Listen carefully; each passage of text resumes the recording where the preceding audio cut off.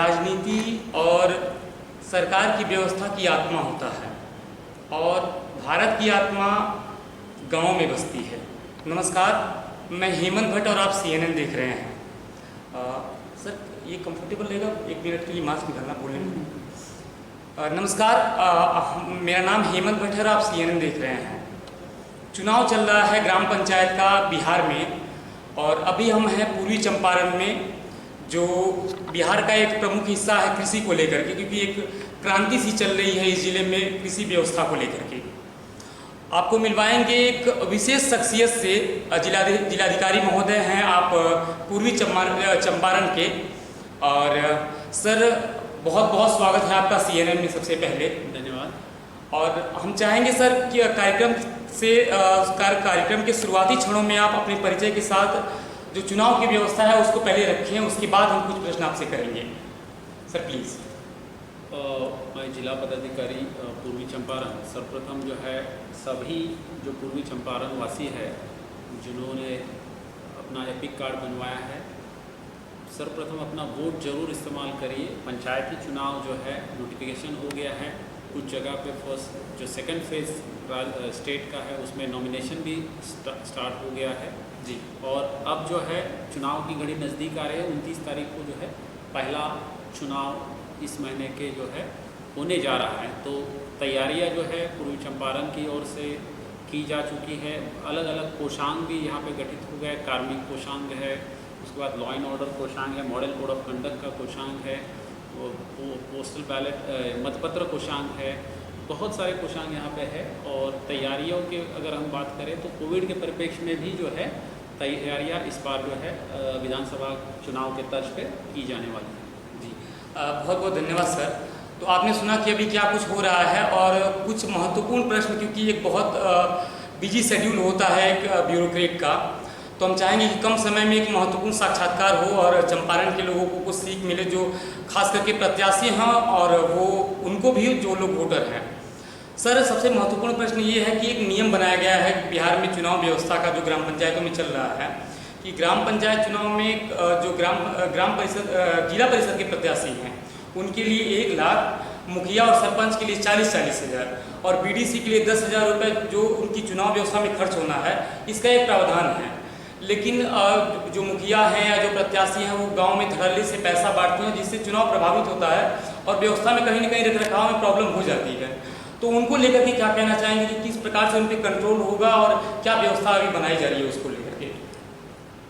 जो returning officer है राज्य चुनाव आयोग के द्वारा ऑलरेडी उनको डायरेक्शंस दिया गया है और ट्रेनिंग भी ली गई है कि किस तरीके से जो है मॉनेटरी इन्फ्लुएंस इन इलेक्शंस जो है उसको उनको करटेल करना है, उसको रोकना है। जहाँ तक धरातल पे ग्रास रूट लेवल पे चेकिंग की बात है तो जो हमारे सेक्टर ऑफिसर्स होते हैं और जो AROs होते हैं, क्योंकि इसमें PDO जो है पंचायत लेवल के स्तर पे RO के स्तर पे काम करते हैं, SDO जो है जिला परिषद के लिए RO के स्तर पे काम करते हैं, तो उनके सबऑर्डिनेट जो AROs होते हैं ये जो वित्तीय जो मामले हैं व्यय जहाँ पे हो रहा है इसका रिकॉर्डिंग रखते हैं। इनफैक्ट जो है हमारा DPRO सूचना जनसंपर्क कार्यालय जो है ये येलो जर्नलिज्म जो है या सोशल मीडिया के माध्यम से जो है खर्च करते हैं, ऐसे भी बहुत सारे लोग हैं प्रत्याशी, तो उन पर भी एक अपना वॉच रख रहे हैं। फाइनेंस डिपार्टमेंट के लोगों के द्वारा जो है यहाँ पे जो एक्सपेंडिचर सेल होता है वो गठित किया गया है। जैसे आपने देखा होगा कि लोकसभा और विधानसभा में भी हम जो है इसका आकलन करते हैं और इलेक्शन होने के बाद जी उनको नोटिस दिए जाते हैं जो कंप्लाई नहीं करते हैं। तो इस ज़िले में भी नोटिस ऐसे जो प्रत्याशी थे, जो कैंडिडेट्स थे, उनको दिए गए हैं। तो निश्चित ये है किसी भी तर्ज पर एक्सेप्ट नहीं किया जाएगा और ग्रास रूट लेवल पे ऑन द डे ऑफ पोल और उसके P-1 डे, 1 दिन पूर्व, P-2 डे, 2 दिन पूर्व, ये समय बहुत क्रिटिकल होता है, 2-3 दिन, जिसमें ये अमूमन शिकायतें आती है कि कैश रुपए का जो इस्तेमाल किया जा रहा है या तो उस समय जो है हमारे फ्लाइंग स्क्वाड्स जो है काम करते हैं और इस तरह की इन्फॉर्मेशन मान लीजिए आपके माध्यम से मिलती है या कोई भी सूचना हमको अन्य लोगों के माध्यम से मिलती है तो ये लोग उस पर कार्रवाई करते हैं और उस समय हमारी पूरी टीम एक्टिवेट रहती है, फोर्स भी उस समय रहता है। तो सर एक चीज़ हम पूछना चाहेंगे बीच में सॉरी। एक चीज़ ये है सर कि मान लीजिए हम लोग काम कर रहे हैं, अभी हमें चंपारण के अंतिम प्रत्याशी अंतिम गांव तक जाना है कि किस तरीके के जो क्या मोटिव लेकर के जो युवा हैं या और जो कैंडिडेट हैं वो इस बार आ रहे हैं ग्राम पंचायत के चुनाव में, क्योंकि बिना मोटिव के बदलाव संभव नहीं है। बहुत सारे ऐसे लोग भी हैं कि बहुत समय से उस ग्राम में है लेकिन कोई वहाँ पे जो काम है या बदलाव देखने को मिलता नहीं है। तो उसकी सुरक्षा कैसे होगी? क्योंकि अभी मैंने सुबह में पढ़ा था कि तुरकौलिया थाना में पुलिस टीम के ऊपर हमला किया था जो उपद्रवी हैं या जो भी उद्दंड लोग हैं। तो जो डर कानून का है, जो प्रशासन का डर है, उनके अंदर कैसे बनेगा? और चुनाव में जो जर्नलिस्ट हैं वो भयमुक्त होकर के कैसे काम कर पाएंगे, खासतौर पे इस पर थोड़ा सा प्रकाश डालें आप। और देखिए, जैसे निर्वाचन आयोग आई कार्ड देता है, उसी तरह इस बार भी जो है पंचायत चुनाव में भी जो वैध हमारे पत्रकार होंगे उनको इस तरह का आई कार्ड दिया जाएगा। साथ ही में जो है आप रिटर्निंग ऑफिसर को ये सूचना दे सकते हैं कि हम इस क्षेत्र में जा रहे हैं, ताकि वहाँ के जो हमारे सेक्टर्स घूम रहे होते हैं और फ्लाइंग स्पॉट्स घूम रहे होते हैं उनको अलर्ट किया जा सकता है। जो SDOs है उनको अभी मजिस्ट्रियल पावर्स के तहत जो 107, 110 और अन्य भी जो model code of conduct, representation of people act के सुसंगत धारा है उसमें कार्रवाई करने का निर्देश दिया गया है। तो आपको अगर किसी के से थ्रेट है तो आप तुरंत सूचना जो है रिटर्निंग ऑफिसर को दे सकते हैं या जिला निर्वाचन कोषांग में भी दे सकते हैं। वहाँ से हम निश्चित जो है ऐसे पत्रकारों की सुरक्षा जो है सुनिश्चित कराएंगे। और ऐसे उदंड कर्मी या कैंडिडेट अगर है जो बल का प्रयोग करना चाहते हैं तो क्रिटिकल बूथ, संवेदनशील बूथ्स आइडेंटिफाई किए जाते हैं और उसको चेक किया जाता है ताकि निर्भीड़ होकर जनता अपना वोट डाल सके। नहीं सर, वहाँ बिल्कुल वही उसी जगह पे आप हैं। हम बस यही कहना चाहते हैं कि जैसे हम अभी जो मेरा समय होता है पर्सनली, वो ये समय नहीं होता है कि हम एक जॉब के पर्पज़ से निकले हैं। जर्नलिज्म है कि कहीं भी अगर अभाव है तो हम समय पर वहाँ पर पहुँच पाएँ। तो पहुँचने के बाद जब जो हमारी जो सुरक्षा होती है कि हमारे मन में डर ना हो कि कोई उपद्रवी जो है वो हमें क्षति पहुँचाएगा और इसकी वजह से हम मोबिलाइज हो जाएं या उनसे पैसा लेकर के साठगांठ बनाने की कोशिश करें। जब हमारे अंदर डर नहीं रहेगा तो सर, तो पत्रकार करीब करीब हम जहाँ तक जानते हैं वो बिकना नहीं चाहता है किसी से। जो डर होता है वो उसे मजबूर कर देता है घुटने टेकने पे। तो हम अपने खासतौर अपने तौर पे कहना चाहेंगे कि भयमुक्त होकर के पत्रकारिता करना कैसे संभव है इस ऐसे माहौल में इस समय? देखो, भयमुक्त होके अभी जमाना जो आया है सिटीजन जर्नलिज्म का आया है जी। मतलब नॉट नेसेसरी कि हर जगह पे आप ही को जाना है जी। तो आपके जैसे सेम थिंकिंग रखने वाले, पारदर्शिता चाहने वाले, corruption free administration, corruption free elections चाहने वाले लोग भी रहते हैं हर पंचायत में जी। तो स्थल पे जाने के पहले ही आप जो उनसे बात कर सकते हैं। अब तो लाइव टेलीकास्ट भी आ रहा है, इसके बाद वीडियोज़ आप मंगा सकते हैं। तो और उसके बाद जो है आपका, क्योंकि सोशल मीडिया जो है उसके तहत आप ये कर सकते हैं। दूसरी बात है, जब भी आपको लगता है कि मान लीजिए एक स्पॉट से दूसरे स्पॉट आपको सूचना मिल गई कि कहीं पे ये सारा चीज़ असंवैधानिक काम हो रहा है, तो उस केस में जाते वक्त ही जो है आप सूचना जो है शेयर कर सकते हैं कि मैं यहाँ पे जा रहा हूँ और आप भी जो है प्रशासन के लोग वहाँ पे आने चाहिए। और अगर नहीं आते तो वरीय पदाधिकारी को भी आप सूचना दे सकते हैं। इसके अलावा भी जो है वहाँ पे हमारे हर पंचायत लेवल पे भी जो है इलेक्शन से जुड़े हुए कर्मी रहते हैं, जैसे पंचायत सचिव हो, कर्मचारी हो, सेविका सहायिका हो, जीविका के कर्मी हैं, तो उनको भी आप सूचना दे सकते, विकास मित्र हो तो सूचना दे सकते हैं या उनकी हेल्प ले सकते हैं। बिकॉज एवरी गवर्नमेंट एम्प्लॉय का ये दायित्व भी है कि हर सिटीजन की वो रक्षा करें जी बिल्कुल। तो इस तरीके से आप जो है इसमें सुरक्षा कर सकते हैं। और बहुत ही ऐसा थ्रेटनिंग कॉल आ रहा है तो रिटर्निंग ऑफिसर आपको सुरक्षा भी प्रोवाइड कर सकते हैं। Thank you so much sir. Sir अभी अंतिम चरण में हम चलेंगे, जो कार्यक्रम का अंतिम चरण है उसमें हम प्रवेश करेंगे, लेकिन एक चीज़ कहना चाहेंगे कि एक लंबा हमारा करीब 5 या 6 सालों का सफ़र रहा है बिहार का।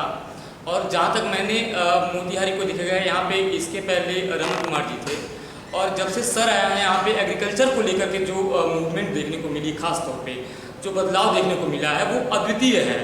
और ये मैं पर्सनल अपनी जजमेंट पे कह सकता हूँ, और मुझे लगता है कि जो हुआ है ऐसा कुछ है। सर पिपरा कोठी एक कृषि का बहुत बड़ा हब है, कृषि विज्ञान केंद्र है ये, वहाँ पे शिक्षण संस्थान जो है एग्रीकल्चर का वो बहुत बड़ा बना है।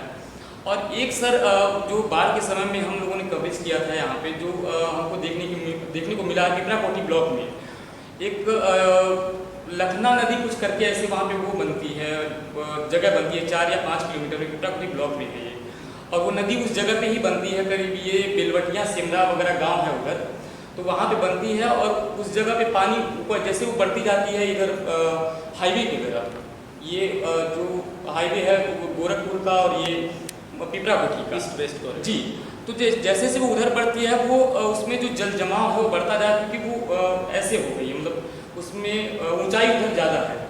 तो हम अगर वो करीब 4 या 5 सालों से हम देख रहे हैं इस चीज़ को, ये पहले बहुत पहले से है। वहाँ के ग्रामीण हमेशा बरसात के समय में जो भी उनका धान है वो खराब हो जाता है। और ये प्रमोद कुमार जी के पास में जो यहाँ के एमएलए हैं उनके पास में भी गया हुआ था और ये बात भी रखी गई हुई थी, लेकिन उन्होंने कहा कि हम बात करते हैं अगर कुछ हो सकता है, लेकिन कभी ऐसा कोई बात ही नहीं हुई।